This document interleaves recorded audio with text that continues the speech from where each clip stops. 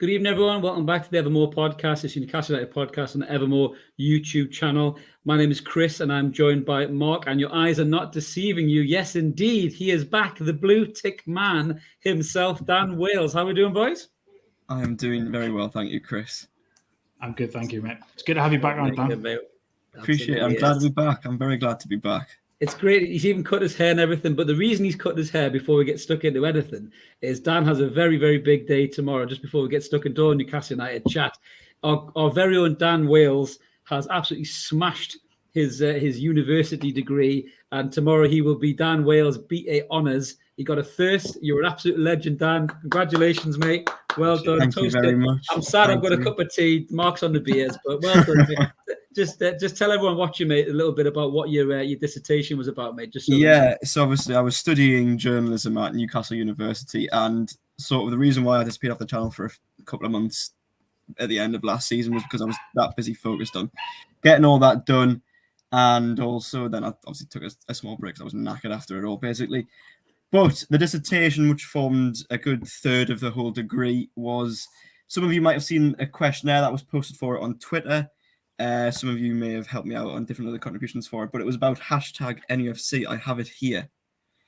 So basically hashtag NUFC on Twitter, all the things that go on in it, and, well, 10,000 words there, literally about everything you see on Newcastle United Twitter. And that achieved a first, and obviously that helped me get a first overall in my degree. And so I graduate tomorrow, very much looking forward to it, and now to get a job somehow. You will, mate. Don't you worry about that. I'm glad we've got you on tonight, because there's no way you'd be coming on tomorrow. You'd be absolutely shit-faced by the time you finish your graduation ceremony, mate. And you better be, because if you're not, I'm going to be telling you off, mate. So well, it starts at 11:30 in the morning, so I've got a full day of it.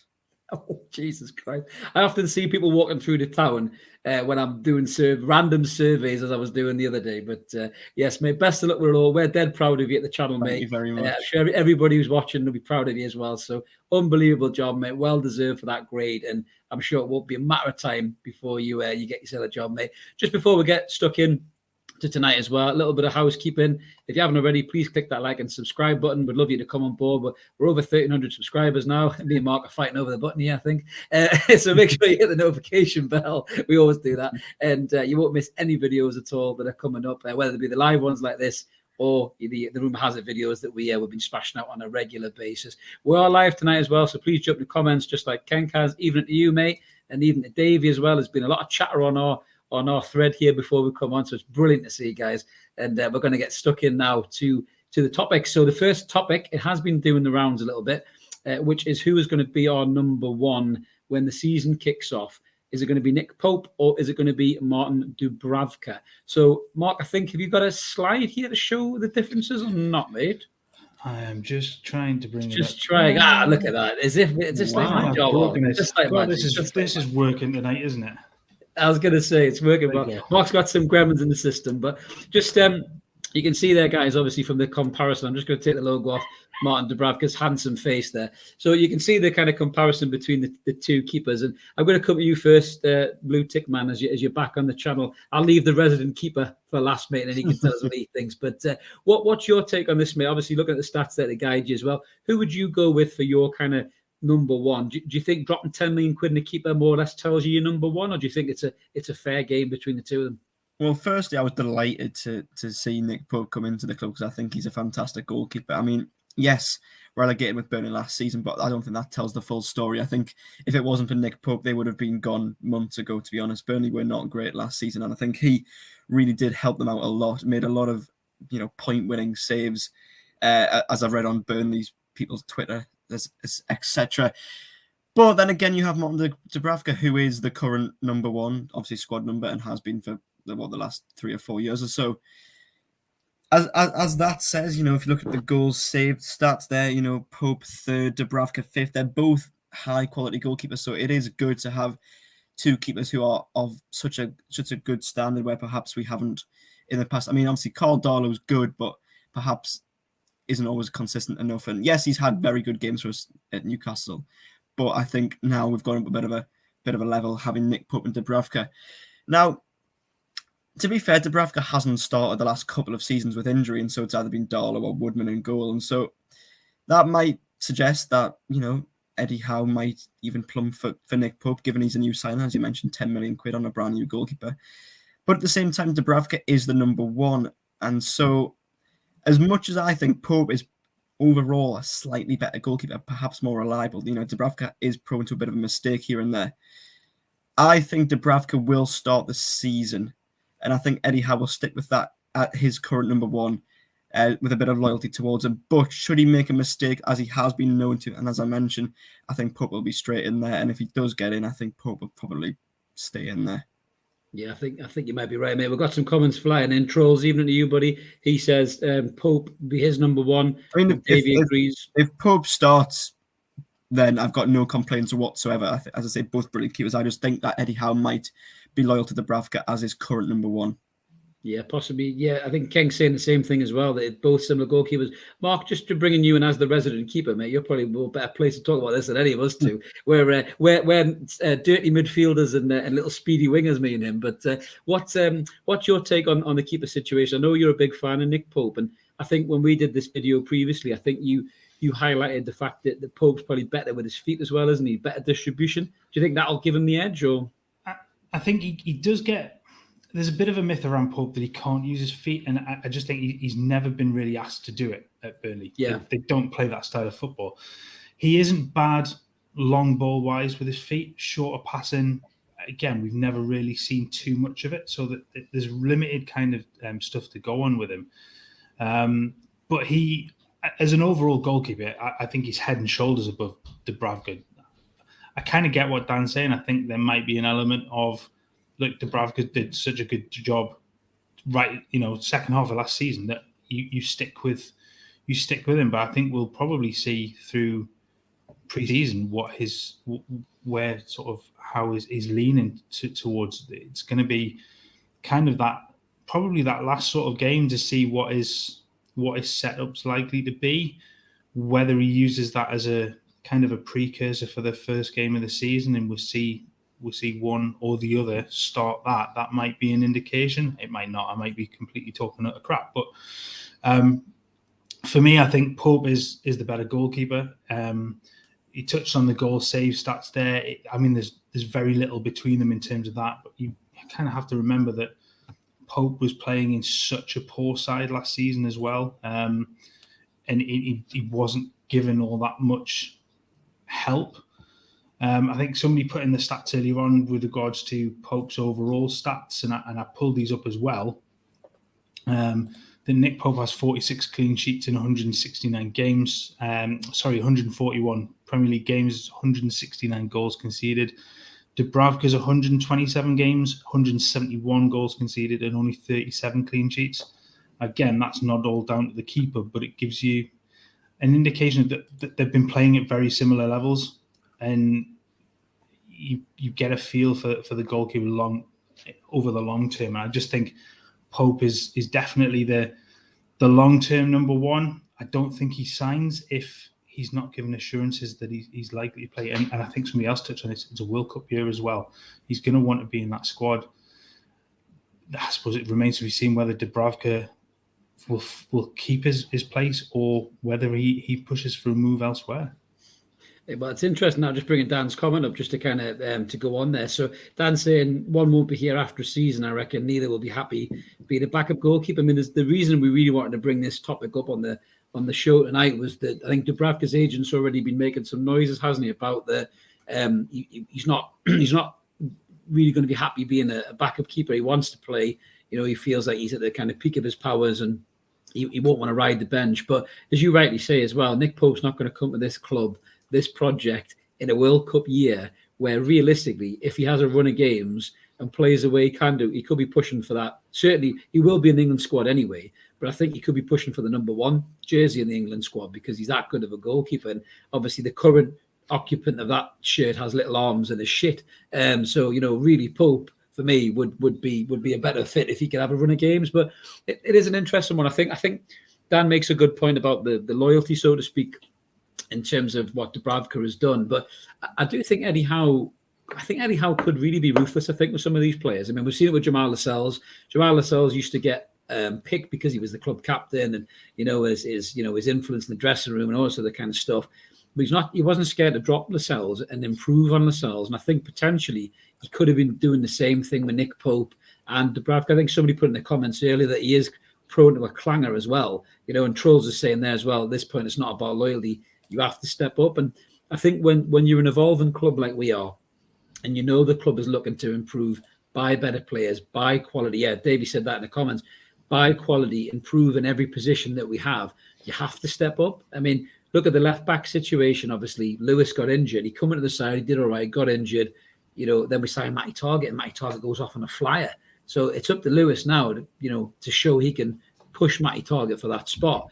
And Dubravka and Pope, for me, aren't similar. Dan, what's your take on that, mate? Do you think that's about right, mate, in terms of that?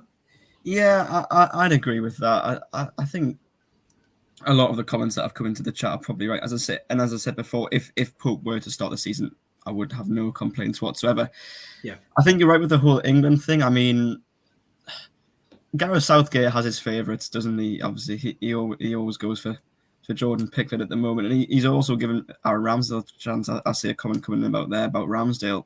Yeah, I'm not a massive Ramsdale fan, to be honest. I think he's got a rick as well, and he's got a rick in him, and he loses concentration. Yeah, I agree with that. I think, I mean, I'd say Pickford is probably still odds on to start for England at the World Cup, unless he drops absolute clangers for Everton in this first half of the season, and Pope perhaps has a good run of games. But certainly, I'd rather have Pope in than Ramsdale, because I think Ramsdale's prone to more of an error than Pope is. But yeah, and I'm just reading another comment here saying our defence was improved, which helped Dubravka look better. To be honest, there probably is an element of truth to that. I mean, I think so, yeah. Obviously, Dan Burn came in, Matt Target came in, and then obviously Lascelles was dropped. Fabian Schär partnering with Dan Burn. That partnership ended last season was brilliant. So I think the whole defence just improving probably did make Dubravka look better. With the whole loyalty thing that I mentioned, I mean, on second thought, I mean, obviously, I still think Dubravka may start, but I do think you're right, Chris, to be fair, in the sense that Eddie Howe may well be ruthless. He dropped Jamal Lascelles. And as some of the comments have said, if we are going to, progress as a club, we do have to be a bit ruthless, and we can't always show loyalty to players just because they've perhaps done a lot for us, which, as much as Lascelles has made a lot of mistakes in his perhaps recent Newcastle career, he has been a good servant to the club. But yeah, to be honest, if whoever starts the season will probably have been decided as pre-season goes on, and as Mark says, we'll get a bit of an inkling of that as games start getting played in pre-season. But either way, I'd be happy, because I think they're both two very good keepers who are Premier League quality.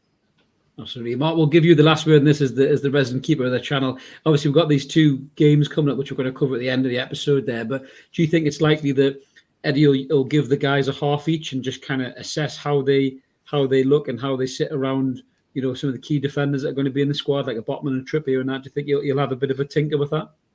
I guess that probably makes the most logical sense. You'd argue maybe it's one game each, but you want to probably see them with different defenders in front of them to see how they interact. We'll play one with what you would call your first choice defense, one with the sort of the backup lads, and then swap them over for the next one and just give them a chance at working with them. Just see what that level of comfort with each other is at that point, and how they play and the communication and stuff. So half and half probably makes more sense if you're gonna swap things around with sort of first choice and reserve players as well.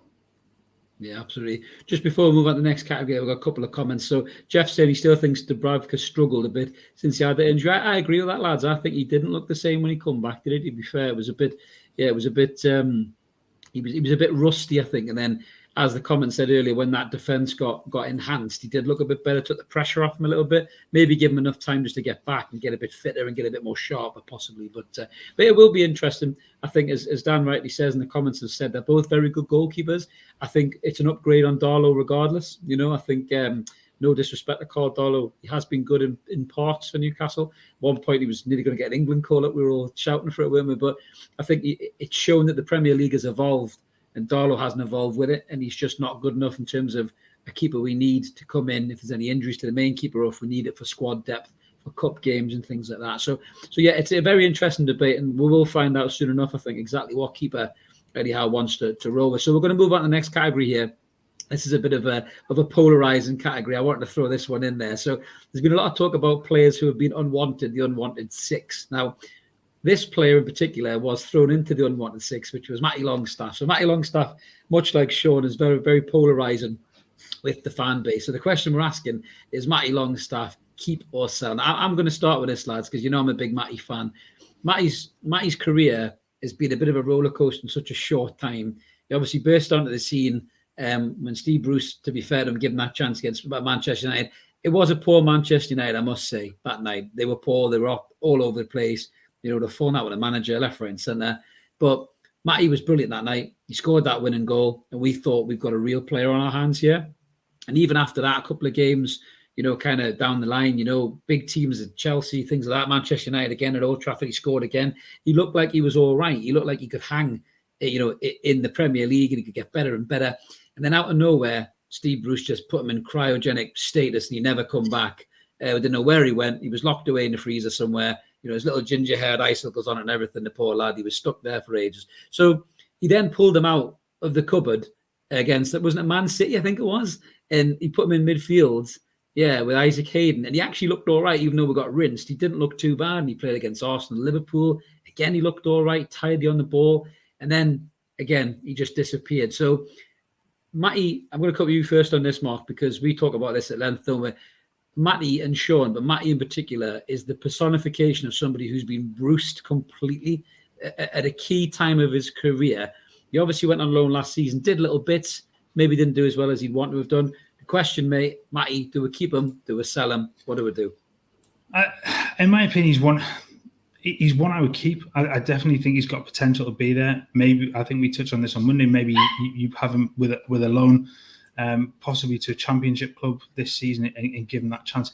You remember, he's 22. He's got plenty of time ahead of him. Exactly. He's only played in 41 games in his career. And it's usually at that age, you've played a lot more at that point. He's just never... I know he had a couple of little injury issues and stuff, but he's never really been given the chance. And I just think him and his brother, we've said this before, were massively hampered by Bruce's lack of training, lack of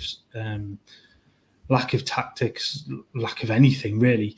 So I think he can do it.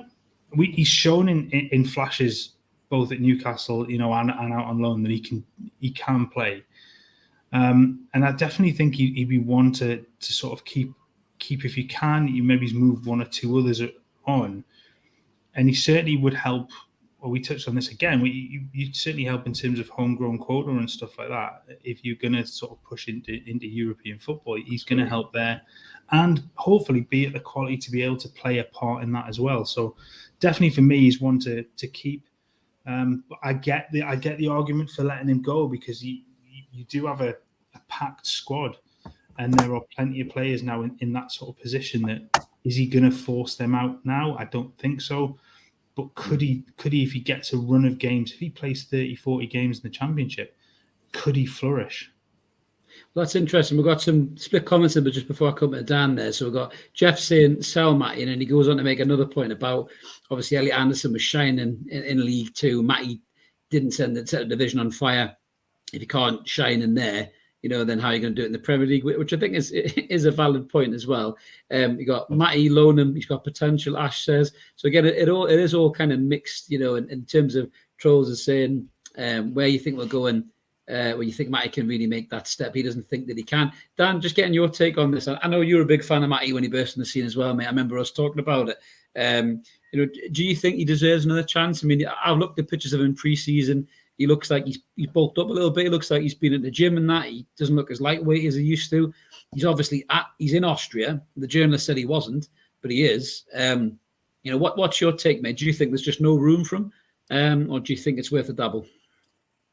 I was just reading Jeff's comment there. The second one saying, you know, Anderson was a shining light in League Two. It's a good point. I mean, I wouldn't agree with that completely. Yes, Anderson was brilliant, but I wouldn't say Matty wasn't either, because I think Matty Longstaff did do. I mean, yes, at Aberdeen in the first half of last season, he wasn't great. It was poor there. Yeah. But really he went to Mansfield, and he helped Mansfield get to the playoff final. I think people forget that. So as much as he wasn't as standout as Elliot Anderson was at Bristol Rovers, he did quite well at Mansfield, and as I say, helped them get to a playoff final, which yes, they lost, but he certainly wasn't bad or anything, and contributed to their second half of the season. With that being said, we've seen that he can 6 goals in 16. Dan, sorry, 6 goals in 16 games, 2 assists. Exactly. We've seen he obviously can handle the pressure of the Premier League, and he's proven that in games under Steve Bruce as well, which says something. But yes, he's gone on to be Bruce, but I'd be tempted to give him a chance. I mean, I think there's him as a young player with perhaps still potential. I'd be rather inclined to keep him than perhaps keep Jeff Hendrick, who I know obviously we have sent on loan now and got rid of, but I'd rather keep someone like Matty Longstaff than keep Jeff Hendrick, for example. I think there's more to come from Matty Longstaff, and if he has a good pre-season under Eddie Howe, he's obviously not going to be a starter in this team, but give him appearances off the bench, give him cup games, whatever, and then as other players eventually will leave as they get older, then he perhaps gets into his peak, and perhaps we still do have a player on our hands. As I mentioned, he has shown that he can play in the Premier League and has ability, so I wouldn't be tempted to get rid of him just yet. I'd keep him for now. If a loan move is what's required to maybe give him more game time, if that's what they think is right, well, yeah, do that, and perhaps give it to a team in a higher league, League One or Championship, for example. But that'd be good. I certainly wouldn't be selling him. That's my point of view. Yeah, again, splitting the opinions again. The comments, Graham Ayres saying, would you buy him if he was elsewhere? Davies saying not on his current performances. Geordie Tune for life. Good to see you again, buddy, in the comments. He's made a good point as well. The games Matty played against the top teams in the country. He's right. City, Liverpool, Arsenal. Massive games, Manchester United. And he did quite well.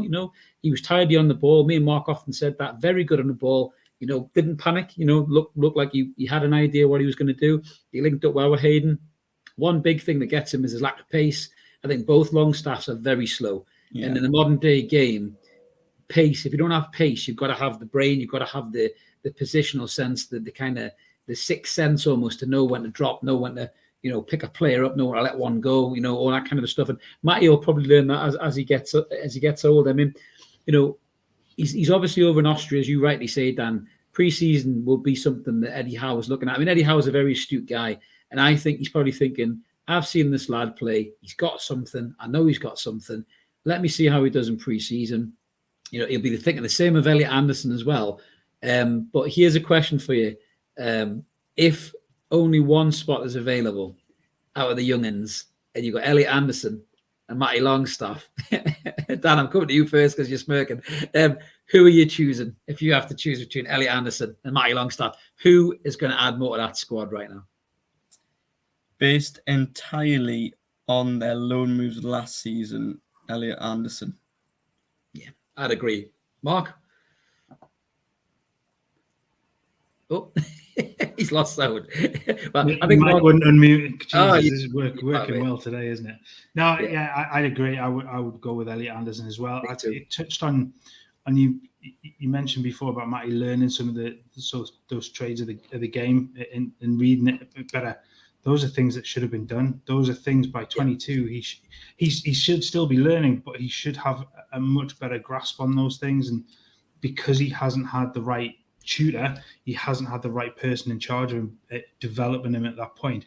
He's skipped probably 4 years of his career, and he's having to play catch up. In that regard, I kind of get the calls for him to move on, because you've lost a huge chunk of that development phase.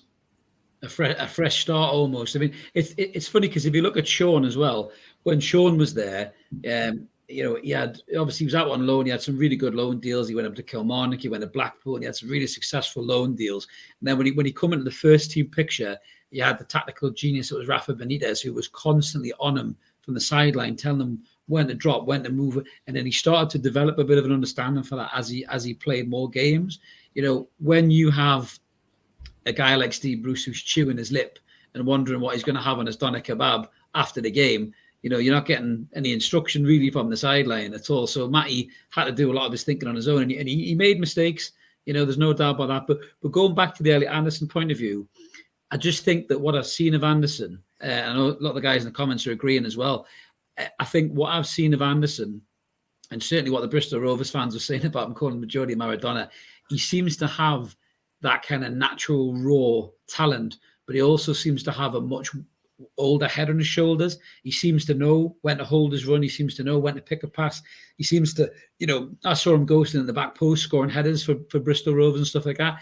You didn't really see it on Matty. He almost kind of ran around like a puppy dog in the yard sometimes. But then he would have a moment of quality, like that scorching goal he hit against Man United, beg your pardon, and St Etienne in that pre-season. Sorry, I did a mark there.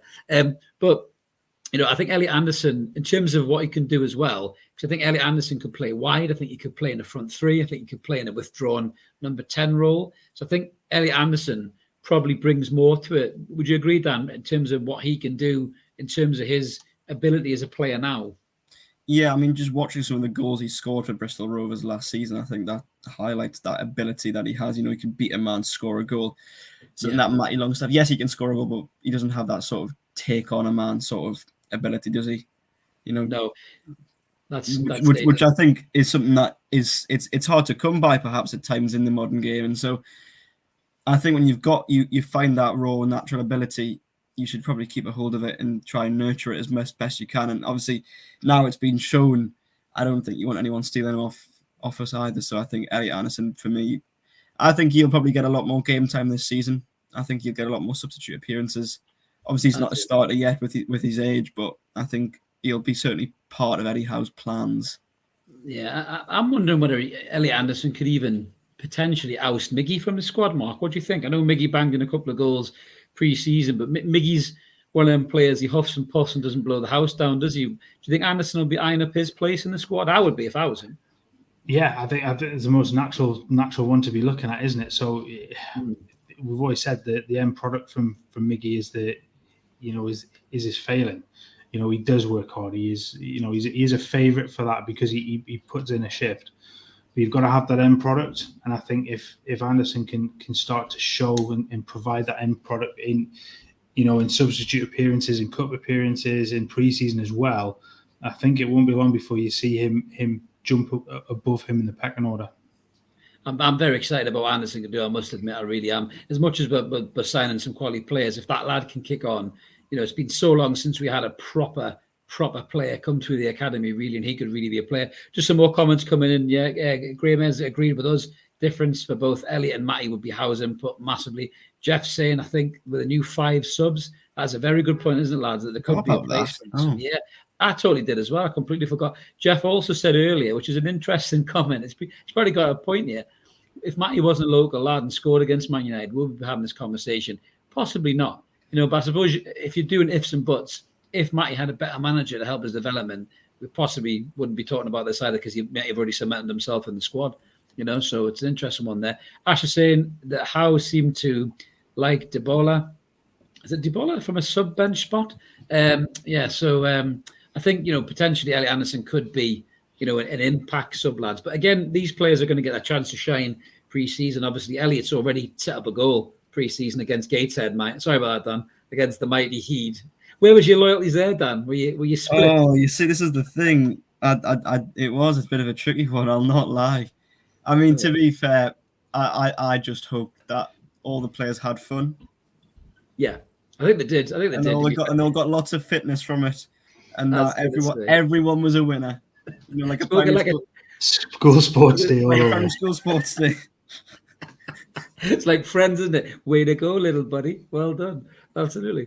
But to be anyone who doesn't know, watching along, Dan is the roving reporter for Gateshead. So he's Mr. Gateshead. You often see him on Gateshead TV and Twitter and everything. He does a great job there. So check him out if you haven't already, guys. But yeah, so it's an interesting debate. I think just closing on the Matty subject for me, I don't want to make the same mistake they did with Adam Armstrong. I know Adam Armstrong's struggling at Southampton now, but for me, if they sell Matty, or if they loan him to sell him, I think they should insert a buyback clause where they can buy him back. So if he goes to a championship club and really kicks on and rediscovers that early promise, then I think that getting a buyback clause in would be a good idea. What do you think about that, Mark?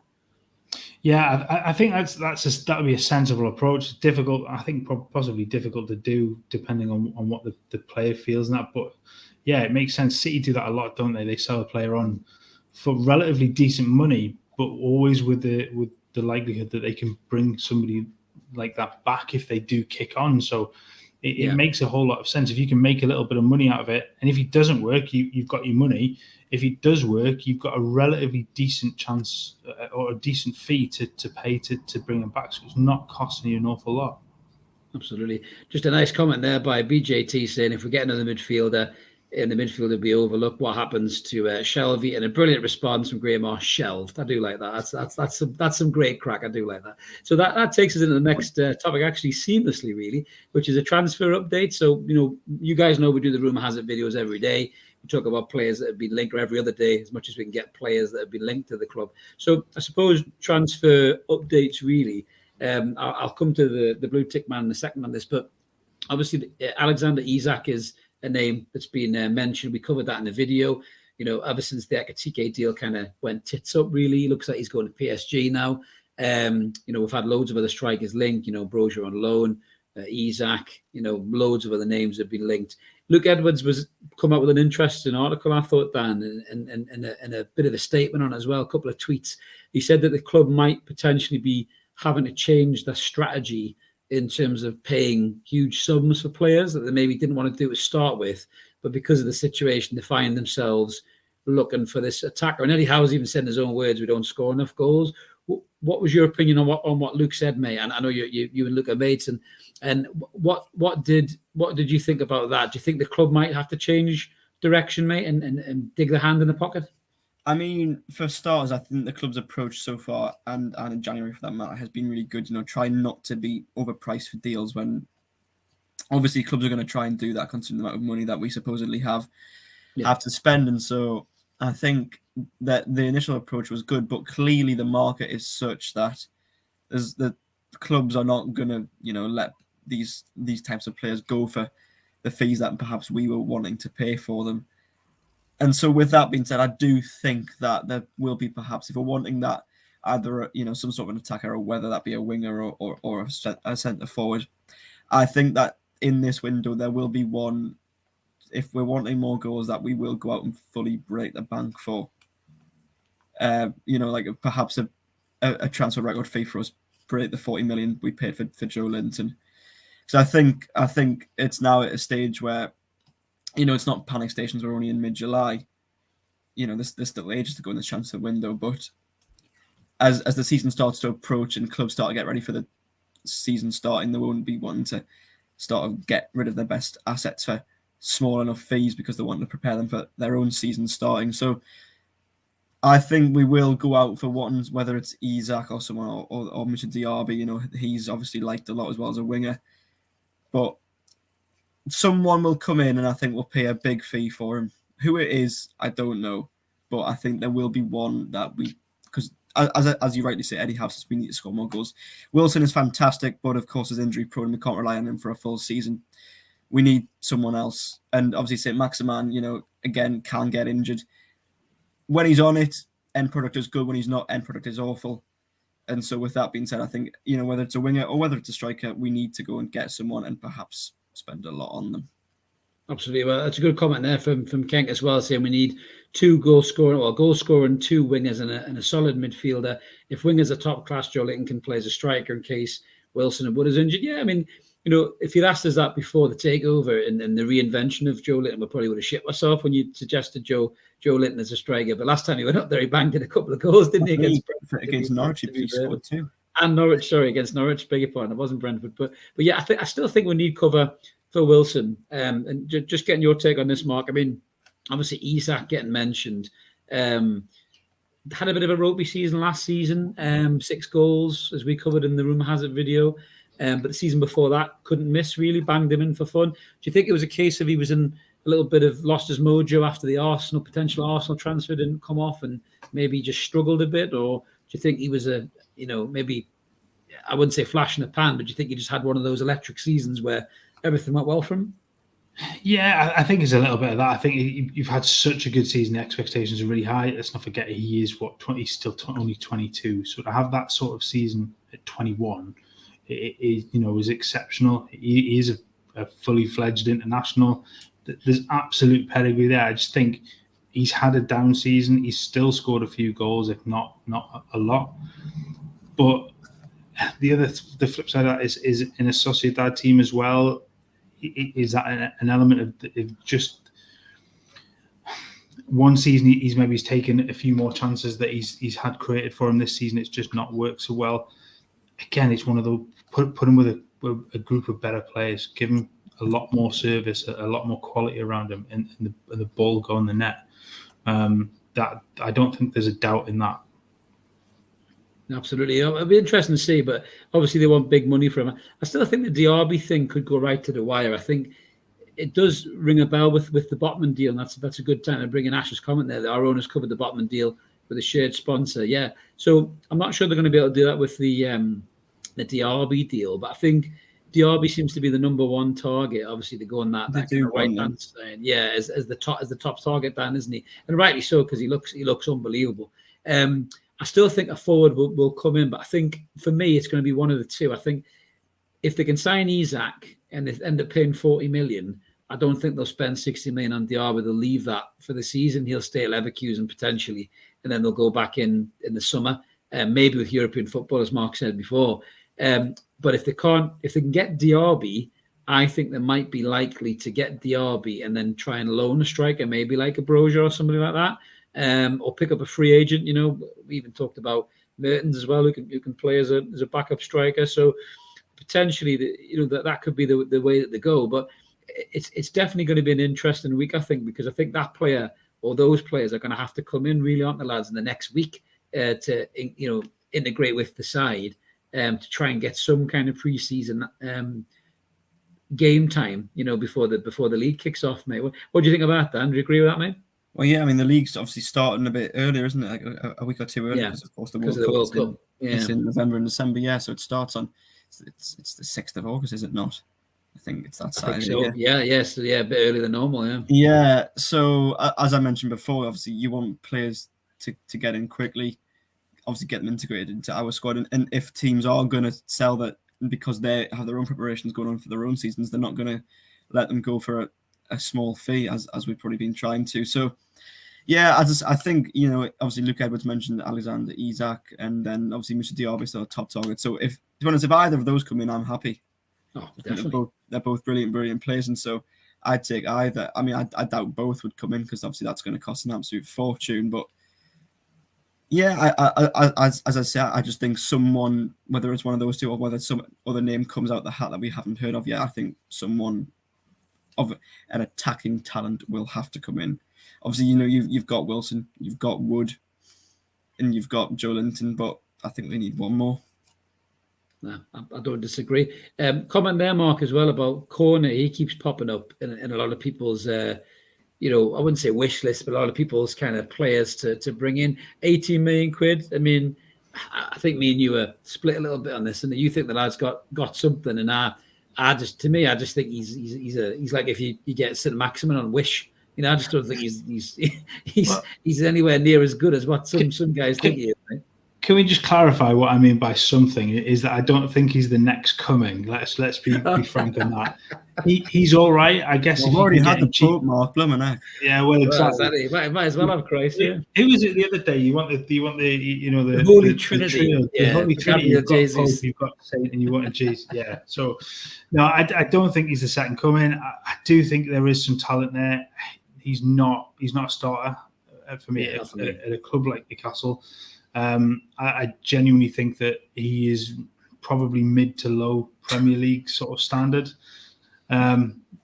Yes, he is absolutely harsh.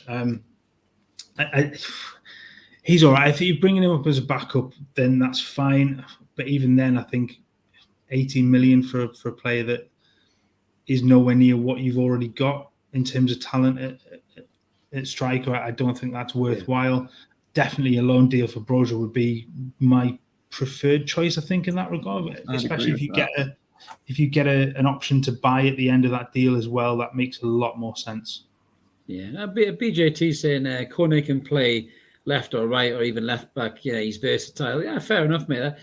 I'm not saying he's a shit player. I just think that there's possibly better out there that we could go for. I mean, he's I know we signed the goalkeeper from Burnley, but to be fair, as Dan rightly said earlier, if it wasn't for Nick Pope, Burnley might have been relegated by fucking September by the looks of it. You know what I mean? With like a 96 goal deficit and goal difference or something, because he kept them up. Well, he kept them up. He kept them in the fight because he was such a good goalkeeper. And as did Chris Wood with his goals until we bought them. Really, do you know what I mean? But I think, yeah, my issue for Cornet was I think he was a bit injury prone as well, wasn't he? I think as well he had got a couple of knocks, and we've already got Maxi who goes in the pitch with about 19 bandages on every game, doesn't he? So we don't need another player that's held together with masking tape, So especially for 18 million quid, I'd rather give Elliot Anderson a chance personally than go and sign another Burnley reject. To be fair, got a little comment coming in there from Kenk. Best scenario, it will be Diaby, Paqueta. We haven't even mentioned him yet on a permanent deal. Brozier loan deal. Apparently, Paqueta can pay any forward positions besides attacking midfielder. Yeah, we're a big fan of Paqueta as well. I mean, obviously he's got the Bruno link. Dan, hasn't he? And it does seem to keep coming back. But isn't a reported fee? I think Leon want, is it 50 million quid plus for him? Leon have just been bought, having to buy an American company that's a shareholder in Crystal Palace, I think, haven't they, mate? So they're not going to want to lose one of the star assets, are they? Yeah, I mean, these links to Lucas Paqueta, are they simply just because he's Bruno's friend? Because I've never read anything that's actually concrete that he might want to come. Possibly, mate. I think he might just be supporters as he's Bruno's friend. He wants to come. I mean, yes, he loves Bridges. He loves Bridges. He came to the Quayside and he said, "I love Bridges," and that was it. Job done.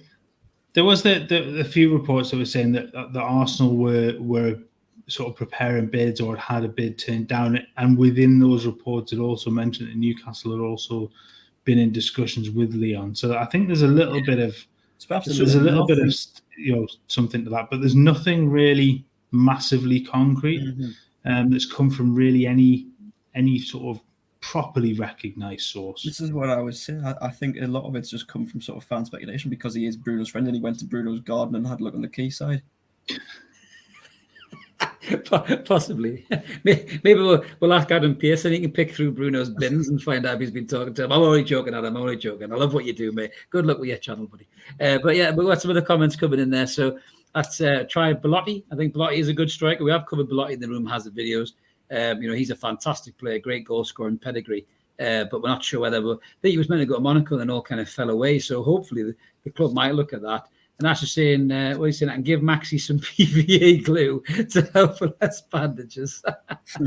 Fantastic. He'd just probably be dancing and stick his hips together, probably, Ash, I think, to be fair. Do his little Crystal Palace boogie again and get stuck. So yeah, it'll be interesting. I think we'll be watching that over the next week or so. There'll be loads of names linked, I bet you. Loads of players. Agents will be looking to get them moves to Newcastle, put little tidbits out in the media. So yeah, we'll be keeping an eye on all of that. And just keep an eye on the channel, guys. There'll be more Room Has videos coming too. So just to finish up the episode, guys, we've got a couple of games coming. We've got 1860 Munich coming on, is it Friday? And then the Monday we have Mainz. So just a little bit about those teams if people don't know who they are. 1860 Munich finished fourth. I think is it the third division mark in Germany? 3 Liga? I think it is. Is that the first division or is it the second? Or your German football more than me, mate. Not that bloody well. I've got them on the hot, guys. You really have. If they're in the because you've got Bundesliga 2, and if they've dropped below, to be honest, I didn't even know they dropped that far down. So there you go. There's my preparation for today. They're completely showing up. Bless him, his computer's on the blink, and I'm throwing curveballs at him. Sorry about that, Mark. So they finished fourth in the third division, let's say, of German football. Obviously, Mainz are a bit of a better side. They finished 8th in the Bundesliga, so that'll give us some decent tests, Mark, won't it? In terms of, I think Mainz will give us more of a test maybe for how we cope against a top 8 side in a top European league. 1860 Munich might just be for fitness, mate, wouldn't it? But how do you see these two games playing out? Obviously, there'll be loads of rotation, won't there? What do you think about the two games coming up, mate? I definitely think you're right. I think you've got one very much for fitness purposes to try out a lot of new players in things and make a lot of change in that. I think the Mainz one is a good test. They're not a bad side. They do have some good players in that squad. So it'd be interesting to see just how they fare up against them. I mean, they shouldn't cause too many problems. You'd expect them to get a good, if they were playing under competitive nature, you'd expect them to get a good result. I think, especially with the players that Newcastle have brought in, but they're not a bad side, so it will be a good test. Absolutely. And Dan, what's your take on it, mate? As we said, they're one kind of lower league side, but as Sunderland showed against the mighty Heaven Town, you can never take too many teams for granted, can you, mate? So how do you see these two games played out, mate? I mean, pre-season is about fitness and not a lot more, to be honest, isn't it? Sort of getting the players back in, getting them up to speed and getting them ready, of course, and then getting the tactics prepared. And so results matter not really, to be honest. It's sort of just getting those patterns of play and getting that fitness up. And so the game against 1860 Munich will purely be about that. Mainz, yes, it's a good challenge, and it's obviously a team who are, half decent. And so it's probably a good game to be playing in for Newcastle and to prepare them. But again, if we lost both games, I really wouldn't be that bothered at all, and I wouldn't be that, worried, because as I say, I've just watched I didn't watch that. I heard the other day that Man United they beat Liverpool in a preseason friendly. Yeah, was it 4-0 to 4-0? Yeah, and yeah, you see that and you think, well, all these Man United fans going mental saying, "Oh, Eric Ten Hag ball and all this," and then it'll win the league. It'll come to September, then it'll come to the Premier League, and then Liverpool will beat them 3-0. So, oh yeah, absolutely. Mind you, though, Darwin Núñez looked like he couldn't hit water if you fell off a boat, though. So, have we dodged a serious bullet there or not? Or is that just a one-off? Do you think, mate? Well, I've seen contrasting sort of reports about him. Yes, he scores a lot of goals, but that he's also prone to missing a good amount of sitters as well. And he's not perhaps the best footballer. Yes, he can put the ball in the back of the net, but he's not a brilliant footballer. So. Well, Liverpool have paid a lot of money for him, so, they'll be hoping that he does well. But certainly in that game, he didn't look like he could hit much, could he? Mark, what are you going to say, Mark? I was just going to say that I had my reservations about this when we talked about him with the potential for coming to Newcastle, because his strike rate very much was above his XG for last season. Yeah. And you always find with that, if that happens once, it's not going to happen again. And you might find that that was his season, and he doesn't replicate anything like it again. So there's a potential for him to be a huge flop. He might be brilliant. I mean, it's not often I don't think Klopp misses on them, but he could be a huge flop. But I hope he does this time. It'd be fucking hilarious if he does flop, mind you, though. Just Jurgen Klopp's flop. I can just see Jurgen Klopp is someone Jurgen Klopp was someone when he first came into the Premier League, I was, thought he was a bit of a breath of fresh air. But more recently, he annoys the hell out of me. I think he's far too arrogant, and he thinks that everything should just be done his way. And I really have come to dislike him a lot more than I used to. Yeah, we covered this on Pitch Pattern, I think, last year, didn't we? It's almost when he had eye surgery and got rid of his glasses, he just become a monumental bellend, didn't he? Like he went from being like really sound and funny and charismatic just to being a prick.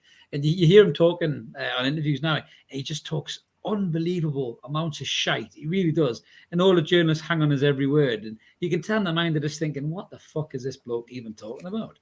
But they just get on with it, don't they? Well, there was that one. Was it one of the Villa reporters from I think it was from the Birmingham Mail when he went to ask a question. I'm sorry, Lord Brummie. Yeah.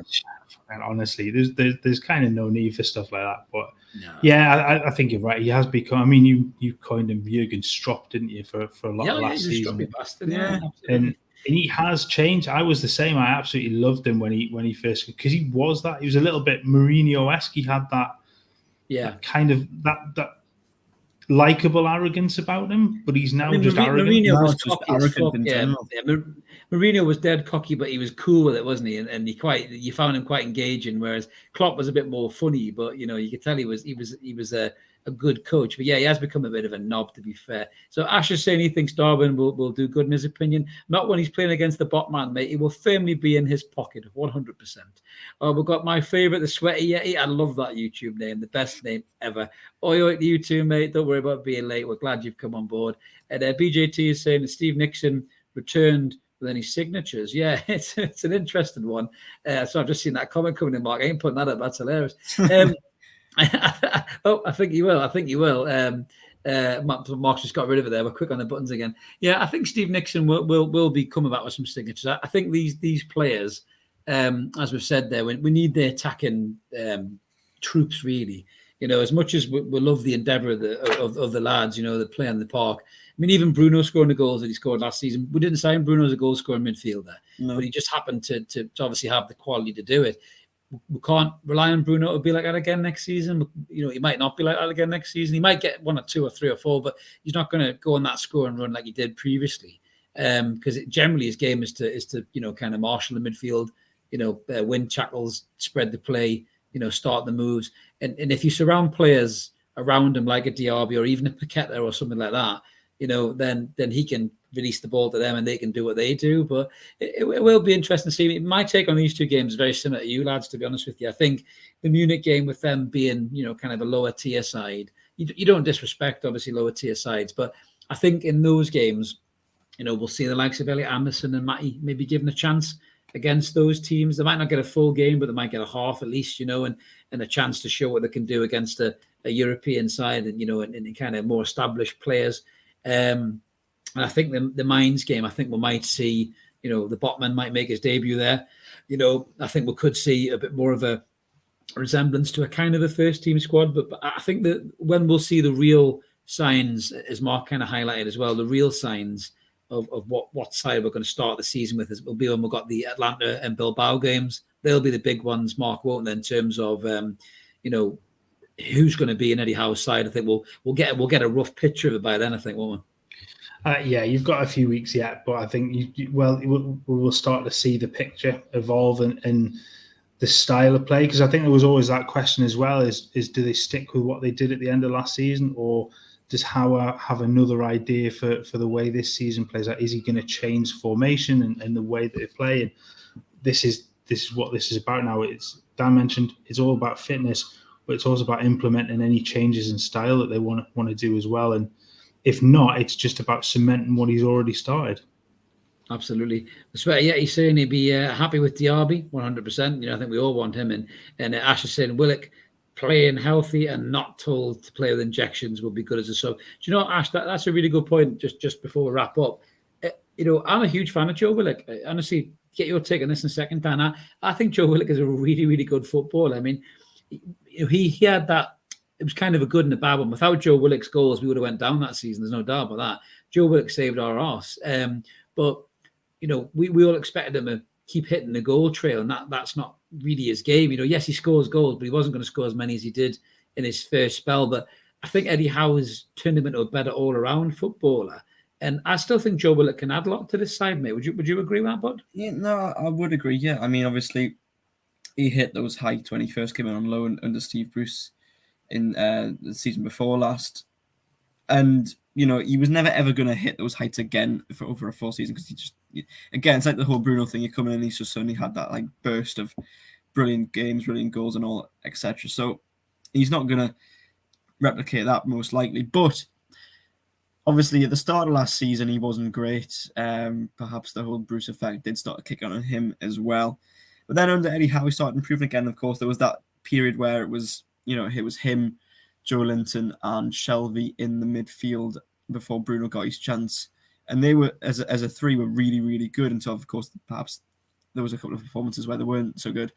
But for a good, solid few games, them three worked really well as sort of a threesome. And yeah, Joe Willock's a good player. I agree. And I think he will be a big part of this season.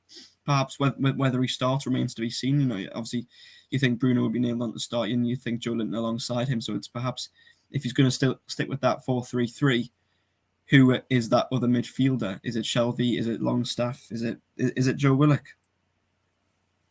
That'll be interesting. Just a few more comments coming before we go. There's a cracker we're going to cover up before we leave, lads. So we've got Paqueta, Diaby and Isak, and Europe is sealed, says Jackie Nicholson. Absolutely brilliant. We've got King saying, imagine Bruno Gomes, Paqueta and Joe Linton in the midfield, then Diaby, Wilson and ASM. To be honest with you, that's a top 7 side in my opinion, lads. I don't know about you, that's a hell of a lineup. And we've got a comment there about standing. So BJT saying the introduction of safe standing areas, which I believe the club are doing, Dan, aren't they?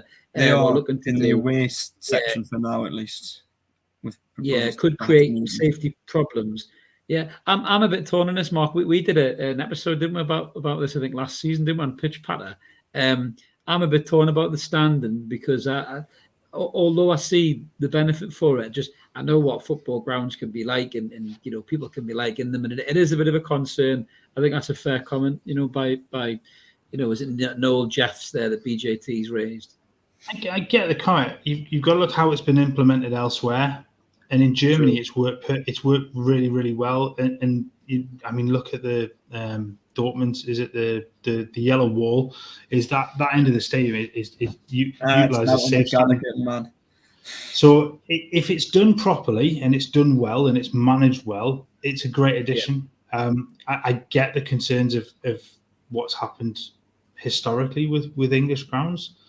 But a lot of the other issues that were there are no longer there. So you don't have the fences, the cages, or anything like that were an issue in the past that caused problems.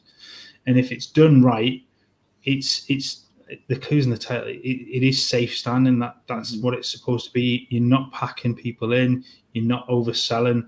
They're not terraces. So they have obviously like the exactly. Barrier. Yeah. That's true. Exactly right. Yeah, and you can turn it into seating just as easily as well. They so have games seats where it has to be you can sit down if you want to. Then they have the seats still there. It's just there's a bit more room to stand, so you can perhaps have a few more people. You can't go forward or backwards like perhaps old terraces would sway. Yeah, you've got the barriers in each row. Yeah, you used to watch. If you go back far enough, I can remember. Christ, show my age, but you remember the terraces. It looked like they were breathing at times because they would move backwards and forwards, and it could be terrifying in there, especially as a young kid. But if you do it right, it can help with the atmosphere. It can help with bringing a few more people into the ground safely as well. So I'm for it completely. Absolutely. Mark looks great for his age, guys. Mark's actually 86. He looks fantastic. So will Lee. He went back to all the standing grounds when he was a young man. So just before we wrap up, lads, I've got to get this comment. This is a cracker from the Sweaty Yeti. So before we go, favourite kit, past or present? Mr. Wales, we'll come to you first. What was your favourite kit, mate? I take it's Newcastle kits, you must mean, mate. So, yeah. 97 to 99, the kit that they beat Barcelona 3-2 in. That's what the Sweaty Yeti's saying as well. Actually, the home kit as well. Mark, yeah. I love a centre badge, and that had it. Yeah, Mark, what was yours, mate? Well, you see, because he didn't mention Newcastle kits, I'm going to go with Georgie Campos's from the '94 World Cup, the goalkeeper strip, because I like a mental goalkeeper strip. But I've got to agree, '97 Newcastle kit is my favourite as well. To be fair, so yeah, I like the blue and is it the blue maroon? One of the sort of Ginola era as well. I quite like that one. Yeah, I was just going to say the '96 one was this one with Shearer. I like the Grandad colour one. Yeah, the Grandad colour one. That's 95 to 7, and then the one afterwards was 97 to 99. Yeah, I think BJT's just said that in the comments too. That's my favourite as well, mate. And then it was the away kit, wasn't it? Was it the away kit that season, wasn't it? Was it '95 season? 95 6 away kit was the maroon and blue one, and then that was 7 was the sort of just blue. Yeah, that was it. That was absolutely class. That was my one. It was the this one here. Was it the let's see, David and our mate Warren Barton. That's the one. That was a crack. There he is. Centre part, and there he is, the top man himself. That was it. That was a great kit. I love that kit. We kind of brought that back to them as well in some kind of a reincarnation. In 2018 for Rafa's last season. It was a decent remake of it. I mean, not obviously quite as good, but absolutely. Yeah. I can't believe is that the bloody Bassett's All Sorts England goalkeeper shirt. That was fucking hideous, Ash. That was, mate. I'm not just saying that because I'm Scottish. I'm saying that because that was an awful bloody kit. It was dreadful. That man. It was like a Rubik's cube. We're trying to put fucking David Seaman back together again. It was awful, that bloody kit, man. I like the old Essex one. Is it? Andy Cole's McCune's lager. Yeah. No, you go back to that black with the multicolored. I'm going back to goalkeeper shirts now because it's what I know. But that multicolored one, he's goalkeepers. I love that as well. What was the worst goalkeeping shirt? Goalkeeper Union. What was the worst goalkeeping shirt you can think of? Because there's been some rotten ones, isn't there? God, that's the worst one. To be honest, I didn't like last season's the kind of pink and purple combination. Oh yeah. That. One kit that actually sort of grown half fond of is the, cream and custard one from the championship season in 09-10. Oh, the banana skin one. Oh, man. I think it's that bad. It's cool. In such a weird way. I think it's so uncool that it's cool. I kind of understand that. It's a little bit like Carl Urban's Cockney accent in The Boys. It's so shit, it's actually good. I kind of get that. But yeah, that strip is awful. That strip is awful. Yeah, it's an awful time of the club, and it was an awful, awful kit. So we're going to end the episode there because I feel like I'm going to vomit with the thought of that kit rushing through my mind again. Well, but, I think your vomit might be the colour of that kit, to be fair, as well. I was just going to say, mate, I might very well be. But thank you so much for everybody in the comments. We love the engagement. It's absolutely superb.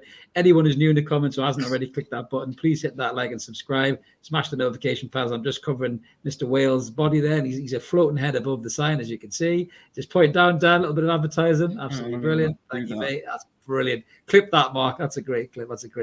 But yeah, so that's us wrapped up. So we're going to be back, obviously, with some more Rumour Has It videos, and we'll be back Monday, Mark, with another little bit of what's going on, I believe. I'm just going to wrap these comments up just before I go. Yes, some extra comments there. Worst goalie shit. Yeah, it was the Scottish national side. Chris, pick anyone. Yeah, there was some shit ones, wasn't there? Shaka's goalkeeper shirt was lush. That was the one with the shadow, wasn't it? The bridge. That was awesome. Yeah, Newcastle skyline on it. Yeah, that was dead good, that as well. Yeah, thanks, Sweaty. Yeah, great to see you in the comments as well, and good to see you too, Jeff. So yeah, we'll be back. Let's keep supporting that team. We'll call United. And we're going to be back on Monday with some what's going on. And he said, pitch patter, Mark. What's going on? And until then, have a cracking week, guys. And yeah, we'll keep an eye on the preseason game on Friday. We might jump back on, do a little video on that, depending on how that goes. But yeah, until then, keep supporting the team of United, and we'll catch you later. Cheers, everybody. See you guys. Ciao.